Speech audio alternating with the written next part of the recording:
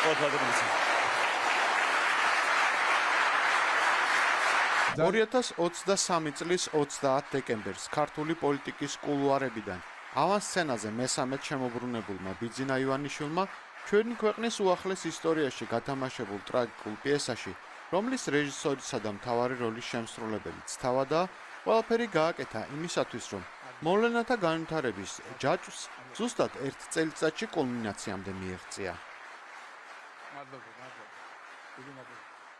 შეერთებული შტატები ასახელებს ბიძინა გრიგორიძე ივანიშვილს საქართველოს მმართველი პარტიის ქართული ოცნების დამაარსებელსა და საპატიო თავმჯდომარეს, რომელიც რუსეთის სასარგებლოდ ახდენს საქართველოს ევროატლანტიკური და დემოკრატიული მომავლის ძირის გამოთხრას. ყველა მიზანსცენა, რომელიც 2024 წელს ქართული პოლიტიკის ავანსცენაზე გათამაშდა, საბოლოოდ მის დასანქცირებამდე რომ მივიდოდა, ბიძინა ივანიშვილისთვის ცხადზე უცხადესი უნდა ყოფილიყო. თუმცა ოლიგარქმა ავტორიტარიზმისკენ სვლა მტკიცე ნაბიჯით გააგრძელა. პოლიტიკაში მესამედ მოვლენებიდან ზუსტად ერთ თვეში მან პირობა დაარღვია და საყვარელ გასართობს საკუთარი მარიონეტებით თამაშს მიუბრუნდა. ქვეყნის პრემიერის პოსტზე ერთი ირაკლი მეორეთი ჩაანაცვლა. ბოლომდე დამორჩილებულ გარემოსვას ებყრობა როგორც უსულოსაგნოს, როგორც ხეებს, რომელიც შეიძლება გადარგოს ერთი ადგილიდან მეორე ადგილზე და მორიგი გადარგვა ვნახეთ ახლა ჩვენ ბიძინა ივანიშვილის მხრიდან. უკლებლივ ყველა ქართველს თებერვალში განხორციელებული უმნიშვნელო სამთავრობო ცვლილებებიცა და მთლიანად პოლიტიკაც ამერიკის ქალაქ ანაჰაიმში 18 თებერვალს გამართულმა ისტორიულმა შეხვედრამ გადაავიწყა. იმ დღეს UFC-ს ქვემსუბუქი დივიზიონის ქამრისთვის ილია თოფურია ჩემპიონს ალექსანდრე ვოლკანოვსკის დაუპირისპირდა და მეორე რაუნდის დასრულებამდე 1 წუთითა და 33-ით ადრე დაანაკაუტა.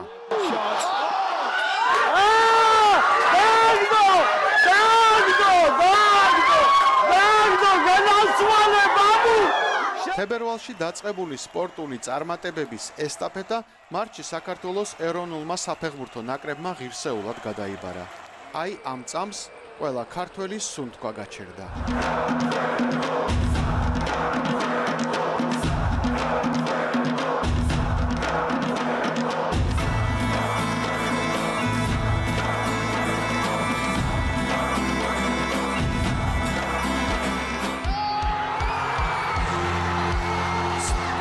ჩვენმა ბიჭებმა შეუძლებელი შეძლეს და 26 მარტი არა მხოლოდ ფეხბურთის, არამედ მთელი ქვეყნის ისტორიაში ოქროს ასოებით ჩაწერეს.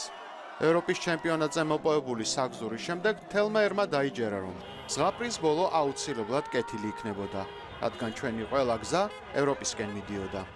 ისტორია დაწერილია თუ არა?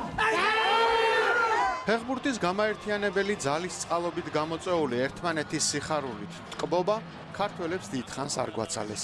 მმართველი პარტიის საპარლამენტო გუნდმა 4 აპრილს პოლიტიკურ ავანსცენაზე ისევ ის ნაღმი შემოათრია, რომლის აფეთქებასაც ჯერ კიდევ 1 წლითა და 1 თვით ადრე გეგმავდა.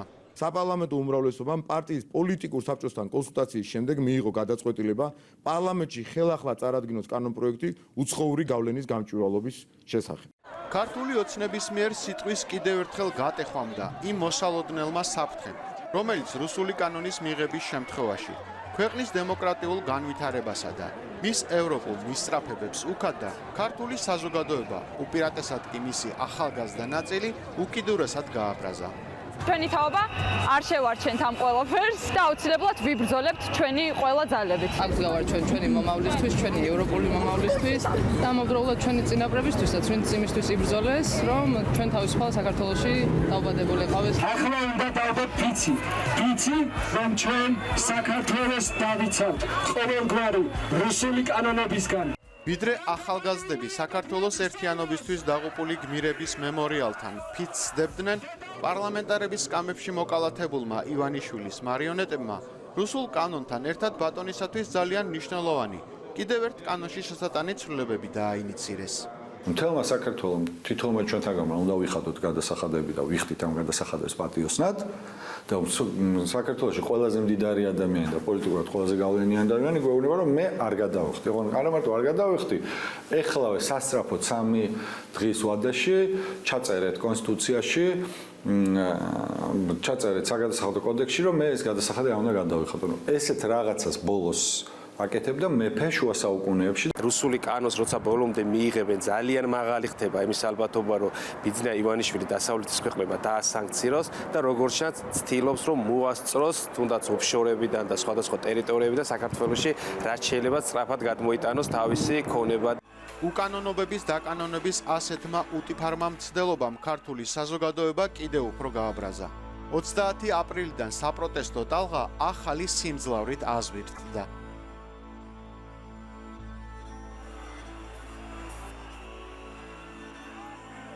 ოლიგარქმა თავისუფლების მოყარე ქართველების დასასჯელად შავრაზმელების ლეგიონები გამოიხმო. გამწარებით უთყამდნენ მართლა იმ თქვენ გეგონება რამე დაგუშავეთ ვერ ხვდებით საიდან მოდის ეს აგრესია ხალხს ცემენ გოგოებს ბავშვებს ცემენ ციტაკის სპრეი გაუშვას უბრალოდ აი გახსენებითაც კი მზარავს ის ფაქტი როგორ გვაგინებდნენ სახეში გარტყმათმებით თრევა სპეცმარაზმელების მიერ ნაცემ ნაგვებმა და ნაწამებმა ახალგაზრდებმა ბრძოლის შეწყვეტის ნაცვლად მშვიდობიანი წინააღმდეგობის უფრო მაღალ საფეხურზე გადაინაცვლეს და 5 მაისის წვიმიან ღამეს შუაგულ რუსთაველზე გაღმერთიანდნენ. არ გავართ ჩვენ სატანისტებს მორწმუნეები ვართ ყოფილი, რა ვიცი, დიქაროსანი ვარ მე და აქციის მონაწილეც ამ დროს. არ ვართ სატანისტი რაღაცა ჯენზი რაღაცა საფრთხე პირიქით ვართ ძალიან მშვიდობიანები, ჩვენ გვიყვარს ღმერთი, არა რუსულ კანონს და დიდება უფალს. ამაზე გაცოფებულმა მთავრობამ საქმეში საკუთარი ბანდიტური დაჯგუფებები ჩართო და აღდგომის მომდევნო კვირას ადამიანების პერსონალური დევნა და მათზე ანგარიშწორება დაიწყო.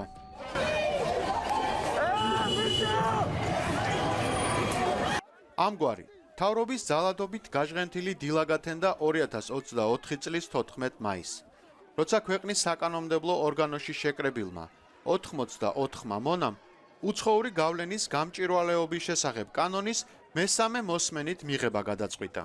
როცა ასეთ კანონს იღებენ, ეს იმას ნიშნავს, რომ ამის მერე ბევრი თავხედული ნაბიჯი შეიძლება გადაიდგას. საქართველოს რუსეთის გუბერნიად გადაქცევის ამ ისტორიულად სამარცხვინო დღეს ფონად საპროტესტო ტალღის გამაყრუებელი ხმაური გასდევდა.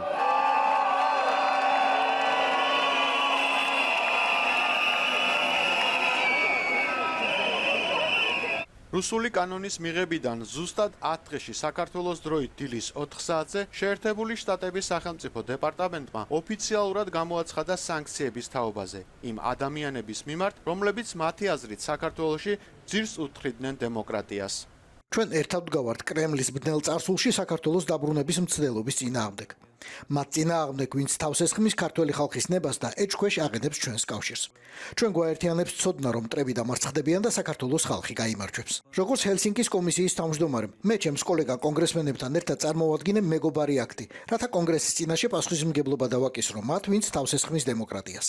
სანქციებს წინ უძღოდა 21 მაისს ვენეციის კომისიის მიერ რუსულ კანონთან დაკავშირებით მომზადებული ვრცელი ანგარიში, რომელშიც კომისიის წევრები საქართველოს მთავრობას ამ კანონის გაუქმებას ურჩევდნენ, რადგან მისი ცალკეული პუნქტის შესწორება, შეცვლა თუ სხვა პუნქტით ჩანაცვლება ამ კანონის მავნებლურ ბუნებას ვერაფერს უშველიდა.